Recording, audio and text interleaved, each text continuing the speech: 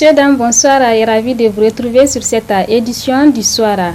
C'est lundi, dans la nuit du 19 au 20 avril 2020, des jeunes se sont adonnés à des actes de vandalisme dans la ville de Niamey pour protester contre l'instauration du couvre-feu pour faire face à la pandémie du coronavirus. Comme ça, dans ce reportage de Amadou Harouna. Des actes de vandalisme dans les différents quartiers de la ville de Niamey. Ici et là, des pneus brûlés sur le goudron. Des barricades à coups de pierre, les goudrons sont totalement saccagés. Les édifices publics ne sont pas non plus épargnés comme sur les cas au rond-point Salou-Jibo. Jusqu'au petit matin, de la fumée et du feu jaillissent sur les grandes voies de la capitale. Et pourtant, les consignes sont fermes. La crise sanitaire, qui d'ailleurs est mondiale et n'épargne aucun pays de la planète, exige que chacun reste chez lui à Niamey de 19h à 7h du matin. Comment des gens ont eu le courage de s'organiser presque à la même heure dans les différents quartiers de la ville de Niamey, notamment pour s'adonner à des actes irresponsables en s'en prenant aux édifices publics. Ce n'est pas à l'État qu'ils s'en prennent, mais à eux-mêmes qui profitent de ces mêmes biens financés à coût de milliards. L'État du Niger est dans son rôle régalien de protéger les Nigériens contre vents et marées, et le confinement de la population participe à cette logique respectée avec toute la discipline dans les autres pays de la planète pour faire face à la pandémie du coronavirus.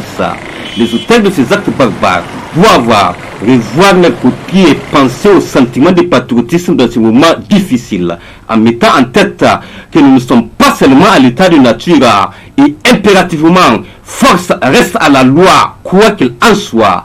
Comme le dit l'adage, dira l'ex, l'ex dira. Autrement dit, la loi est dure, mais c'est la loi. Sur tout un autre aspect dans cette édition, réponse du berger à la berger après le point de presse animé par l'avocat de la partie plaignante dans l'affaire qui oppose le ministre public au monsieur Ali Idrissa. Les avocats de ces derniers sont aussi sortis le 18 avril dernier pour ressentir restituer la réalité des faits et recadrer la communication sur cette affaire. Le constat avec Ralia Sami sur le image de nos confrères de la radio Niger 24. Il vous souviendra que dans le cadre de l'affaire dite du ministère de la Défense nationale, 2 personnes se sont estimées diffamées par voie de cybercriminalité. L'avocat de ces 2 personnes était sorti le 16 avril dernier pour apporter des clarifications par rapport à cette affaire qui avait opposé le ministère public au sieur Ali Idrissa. Et en réponse, les avocats de ces derniers sont eux aussi sortis pour, disent-ils, recadrer la communication sur cette affaire. Pour nous, il n'était pas nécessaire, franchement, et ce, même pour l'intérêt des plaignants. Parce que lorsqu'un Nigérien porte plainte à la justice, il estime que ses droits sont lésés d'une manière ou d'une autre. Il est de notre devoir, nous, de ne pas accroître davantage ces blessures s'ils estiment qu'elles en sont une. Nous ne sommes pas là aujourd'hui pour vous dire que ces personnes n'avaient pas le droit de porter plainte. Mais nous sommes là pour vous dire que ça doit rester un dossier ordinaire entre 2 Nigériens. Pour cette raison-là, le sieur Ali Idrissa a passé 5 à 6 jours de garde à vue à la police judiciaire. Vous le savez très bien. Nous avons dit quand même qu'il ne fallait pas sortir ou décrier cette situation. Nous avons écrit à la CNDH. Mais nous n'avons pas voulu intervenir. Vous avez constaté que nous n'avons appelé aucun média par rapport à cette situation parce que nous avons estimé qu'il y a dans cette affaire quand même des plaignants qui pensent qu'ils ont saisi la justice parce qu'ils ont le droit de connaître. En tant qu'avocat, il n'était pas de notre responsabilité. Et Ali Idrissa étant un acteur de la société civile, il n'avait pas trouvé intérêt que ce dossier-là s'expose ou qu'on vienne angoisser davantage l'opinion par rapport à un dossier. Parce que lui, sa responsabilité et son rôle premier, c'est de défendre la société civile, les intérêts, y compris les collectifs de citoyens, y compris ces plaignants-là. Tout. Nous avons estimé que malgré les irrégularités de la procédure, il fallait observer. S'il est vrai que la partie plaignante a le plein droit de porter plainte, il n'est cependant pas le moment de s'estimer diffamé. Pour ceux qui connaissent la nature de l'infraction de diffamation, s'il y avait eu un procès verbal qui obligeait le sieur Ali à sortir sur les médias et s'excuser, il n'y allait pas avoir d'information judiciaire. Dans ce cas-là, nous-mêmes, nous avons dit qu'il y a une information judiciaire ouverte. Alors le juge d'instruction va rechercher quoi? Si le sieur Ali a déjà reconnu qu'il va sortir animer un point de presse pour dire, alors le juge d'instruction est saisi de quoi? Il est saisi de quoi? Pour rechercher quoi? Pour savoir. Il faut quand même un minimum de sérénité. Je comprends qu'à un certain stade, il est difficile d'assumer des défaites procédurales. Et c'est aussi ça notre profession. Il ne faut jamais sous-estimer un adversaire. C'est peut-être la leçon à tirer de cette procédure. Il est vrai qu'il y a des causes qu'on ne peut jamais gagner devant le juge, mais qu'on peut gagner devant l'opinion. Nous comprenons, nous, en tant qu'avocats. Si ça ne tenait qu'à nous, on n'allait même pas sortir parce qu'il s'agissait en réalité de quelqu'un qui s'attendait à ce que Ali soit rasé des jours. Qu'on le rase, qu'on le place derrière pick-up et que des internautes filment pour montrer Ali, voilà, il a été rasé, on l'a jeté au niveau de Daikena. Dieu a décidé autrement. Parce qu'un juge d'instruction indépendant a décidé conformément aux dispositions de l'article 131 du Code de procédure pénale qui ne l'obligeait pas à les garder et les laisser en liberté. Le dossier du Cheikh Ali Idrissa contre le ministère public est donc devant la justice. Et de l'autre côté, les supputations vont bon train. Il est donc préférable à ce stade de laisser les choses entre les mains de la justice. Après l'expiration le 18 avril dernier de 2 semaines de fermeture d'écoles, 2 autres semaines d'écoles fermées seront observées sur toute l'étendue du territoire national. Plus de précisions avec Nafissatou Yahya. Considérant l'état d'urgence sanitaire qui végète notre pays, les autorités ont renouvelé pour une 3e fois la fermeture des écoles pour une durée de 2 semaines, renouvelable encore si toutefois cette pandémie continue de sévir au Niger. Nous sommes aussi en train de réfléchir avec le ministère des enseignements secondaires. Il va nous expliquer toutes les mesures qu'il a apportées pour sauver l'année. Nous allons apporter nos contributions de la mais à notre niveau en tant que syndicat, c'est sur quoi nous sommes vraiment intransigeants, c'est que nous tenons à la qualité et nous ne pourrons jamais cautionner que les ministères, pour des raisons que nous pouvons ignorer, valident de l'année coûte que coûte et aggravent déjà un état moribond de qualité dans lequel végète le système éducatif. Il faut en tenir compte, d'accord, il faut envisager toutes les mesures possibles pour sauver l'année, même s'il faut aller grignoter, chevaucher dans l'année prochaine.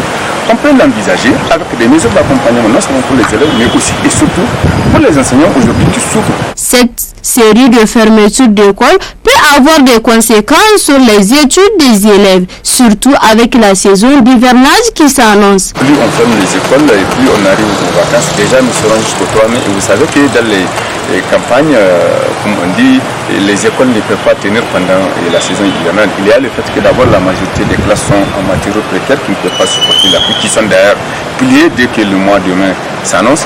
Mais il y a aussi que les parents utilisent quand même leurs enfants pour les travaux champêtres afin de trouver de quoi manger l'année prochaine et permettre à ces enfants-là de pouvoir aller fréquenter l'école comme tout le monde.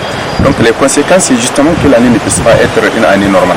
Maintenant, une année normale ou anormale, est-ce qu'elle a rempli les éléments nécessaires, les paramètres nécessaires pour que ce soit une année validée?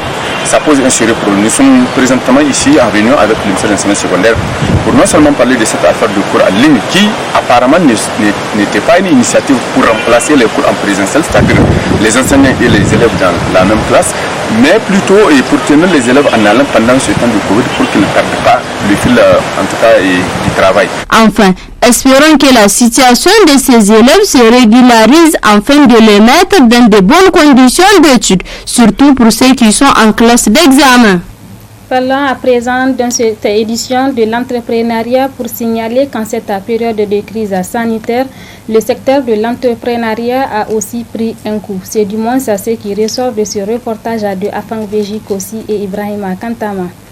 La prévention et le traitement des difficultés des entreprises dans ce contexte de crise sanitaire liée au Covid-19 se font sentir dans tous les domaines, du petit entrepreneur jusqu'au grand, tant sur l'approvisionnement des matières premières que dans la production et aussi le coulement des produits ou prestations de services. Quand tu prends l'arrivée de Covid-19 a amené un ralentissement des activités et aussi une fermeture de plusieurs entreprises. Et nous, les petites entreprises ou bien les jeunes entreprises qui émergent, on a des contrats avec ces entreprises-là, ces grosses entreprises qui ont fermé ou bien qui ont réduit leur effectif. Du coup, ça a eu un impact direct sur nos prestations de services sur le terrain. Et, tu vois, et aussi, cette arrivée de Covid-19, ça a permis la fermeture de la frontière. On ne veut pas sortir pour aller voir d'autres perspectives et aussi commander d'autres produits qui nous permettent de faire la transformation et produire nos produits locaux. Ce qui fait que notre unité de production aussi a été impactée parce que depuis l'arrivée de Covid-19, on était obligé d'arrêter la production. Et aussi le stock qu'on a, ça n'arrive pas à s'écouler correctement parce que la demande est très limitée. Que faire donc pour s'y adapter ou mieux encore relever de tels défis, surtout dans ces circonstances de transition néfaste qui fait régresser et couler l'économie des entreprises en perte? L'arrivée du Covid-19 a été vraiment négative, mais ça nous a permis aussi de développer, tu comprends bien, un autre produit. Parce qu'auparavant, on produisait des insecticides et des savons. Maintenant, nous avons amélioré une formule avec l'aide des partenaires pour fabriquer notre propre gel localement et qui se vend très bien. Du coup, ça nous a permis au moins de ne pas rester sans rien faire et aussi ça nous a permis au moins aussi d'amortir l'effet négatif, c'est-à-dire combler un peu le trou lié à la trésorerie. Considérant la gravité de la pandémie coronavirus, il serait gai et loyal que ces jeunes entreprises bénéficient des accompagnements de l'autorité. Parlons une fois d'éducation dans ce journal où cette dernière n'est pas exemptée par cette maladie du coronavirus et suite aux mesures préventives qui a conduit à la fermeture des écoles privées et publiques. Sur ce, les promoteurs d'écoles du secteur privé s'interrogent quant à la situation lorsqu'on sait que certains parents d'élèves n'ont pas encore fini de payer les frais scolaires de leurs enfants. Afang Beji Kossi. École fermée, activité académique au ralenti, une situation préoccupante qui irrite les esprits dans cette période de coronavirus, exigeant de nouvelles mesures et habitudes. L'on se demande quel sera alors le sort réservé aux promoteurs d'établissements scolaires privés qui n'ont pas encore encaissé la totalité des frais scolaires. Si le contexte actuel nous conduit à adopter le système de passage automatique dans les basses classes. Dans tous les domaines, mais spécifiquement par rapport à l'éducation, il y a un problème un peu particulier. Parce que le fait que les écoles sont fermées, c'est vrai, mais il y a une tranche, une catégorie, par exemple les écoles privées, ils auront plus de difficultés à pouvoir, n'est-ce pas, gérer la suite. Parce qu'on ne peut pas, quelles qu'en soient les formules qu'il faut prendre, nous savons que l'année sera un peu difficile d'être blanchi. Et même si l'État envisage, parce que je ne suis pas dans le secret confessionnel, de ceux qui sont en train de préparer au niveau des ministères en charge, n'est-ce pas, de l'éducation, nous pensons que l'État doit être un peu regardant parce que les écoles, surtout privées, il va falloir, n'est-ce pas, que l'État prenne des solutions pour pouvoir, n'est-ce pas, aider ces écoles privées-là parce que le parent ne peut pas payer 2 fois la même scolarité de l'élève. Et, à mon humble avis, moi je pense que l'État doit créer une tranche sociale de subvention pour ces écoles privées, pour les venir en aide, ce qui permettra de les soutenir, n'est-ce pas, et les alléger la tâche. Parce que si le parent aisé peut payer, n'est-ce pas, 2 fois, l'autre parent lambda qui a cuisiné difficilement, il a pu, n'est-ce pas, avec des colmatages pour payer la scolarité de son enfant, ne peut pas encore payer 2 fois la même scolarité.